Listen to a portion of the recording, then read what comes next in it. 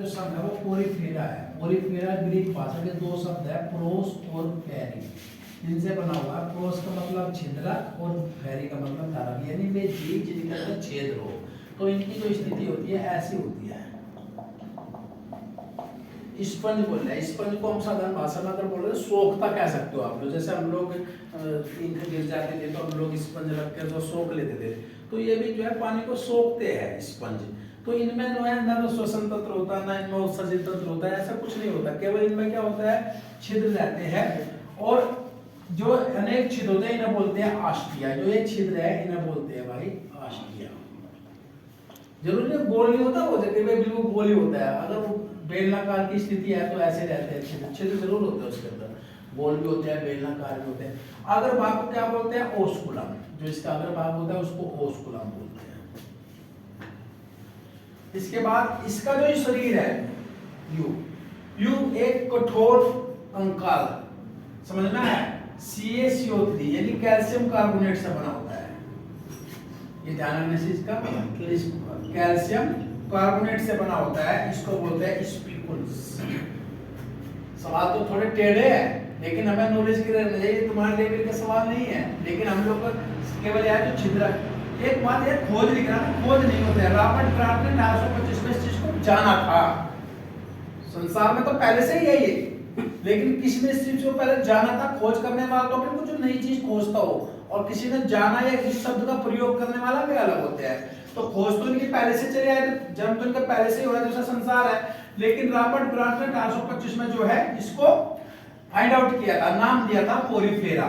इसके बाद इसका लार्वे को बोलते हैं एम्फीबोलुस्कुला। जो इसका लार्वा होता है, लार्वा क्या होता है, जब कोई जीव का निर्माण होता है उससे पहले की जो उसकी स्थिति थी, जिसको हम लोग साधारण भाषा में भ्रूण कह सकते हैं, समझ में। तो इसके लार्वे को बोलते हैं एम्फीबोलुस्कुला। उदाहरण क्या है, स्पेंजुला, यूप्लेक्टला। यूप्लेक्टला क्या होता है, वीनस के फूल टाइप होता है, जापान में गिफ्ट के रूप में ये दिया जाता है। ये सवाल आ सकता है कि जापान में गिफ्ट के रूप में कौन सा जंतु दिया जाता है, तो पोरिफेरा का यूप्लेक्टला। यूप्लेक्टला। स्पंजिला क्या होता है, ये कहां पाया जाता है, मीठे जल में पाया जाता है। और यूस्पांजिया जो है मैक्सिको की खाड़ी में जो है स्नान करते समय जब हम लोग मैल उतारते हैं तो हम लोग साबुन का प्रयोग करते हैं, तो वे लोग जो है यूस्पांजिया जैसे जीव का प्रयोग करते हैं मैल उतारने के लिए मैक्सिको की खाड़ी में। ठीक है ना।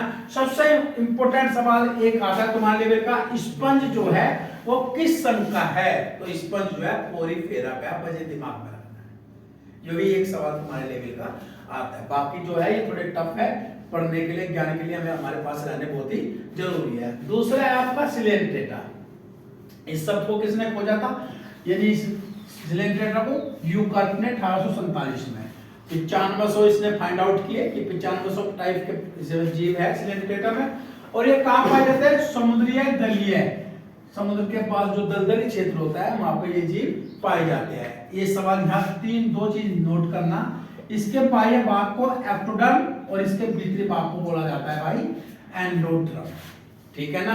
तंत्रिका जाल होता है इसके अंदर, नेत्र के ऐसे बिंदु होते हैं। सबसे इंपॉर्टेंट ये पॉलीपाइड चूनेदार अस्थियों का निर्माण करते हैं, जिसे कोरल कहते हैं। ये सवाल आता है, समझ में आता क्या बोलते हैं, परवाल भित्ति टाइप हम लोग बोलते हैं। ऑस्ट्रेलिया में सबसे बड़ी परवाल भित्ति है, तो वो जो है पॉलीपाइड चूनेदार अस्थियां होती है, जिसे हम लोग कोरल कहते हैं। समझ में आएगी।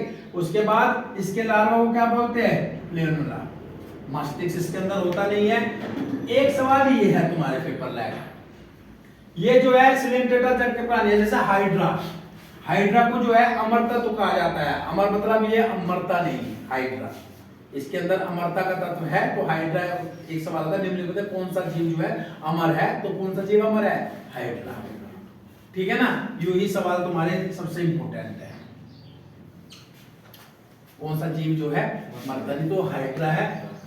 आर्लेपिका को बोला जाता है जेलीफिश। इसको मैं इंपॉर्टेंट इसलिए बताता हूं कि सभी लोग फिश समझकर मछली समझ लेंगे इसको, वो है ना पुष्प समझ के फ्लावर समझाया क्या है ना, तो वो डायलॉग है ना, तो इसको फिश समझ के फिश नहीं समझना है तुम्हें, ये तो मछली है। ये सिलेंट्रेटा प्राणी है।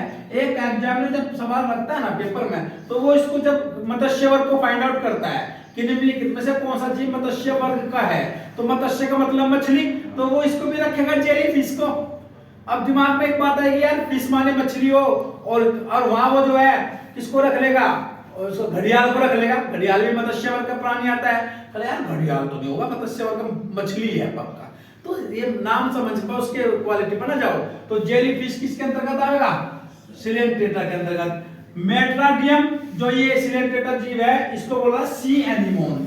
एक ये भी इंपॉर्टेंट है कि सी एनिमोन जो है कुछ जीव कहा जाता है, मेट्राडियम को। गार्गेनिया को समुद्री पंखा, और सबसे बड़ा फाइसेलिया, ये पुर्तगाली युद्धपोत के तहत उल्टा जंगी जहाज की इसकी स्थिति होती है। तो इसको जो है किस जीव को उल्टा जंगी जहाज कहा जाता है? फाइसेलिया। पुर्तगाली युद्धपोत किसको कहा जाता है? फाइसेलिया। ये थे सिलेंट्रेटा।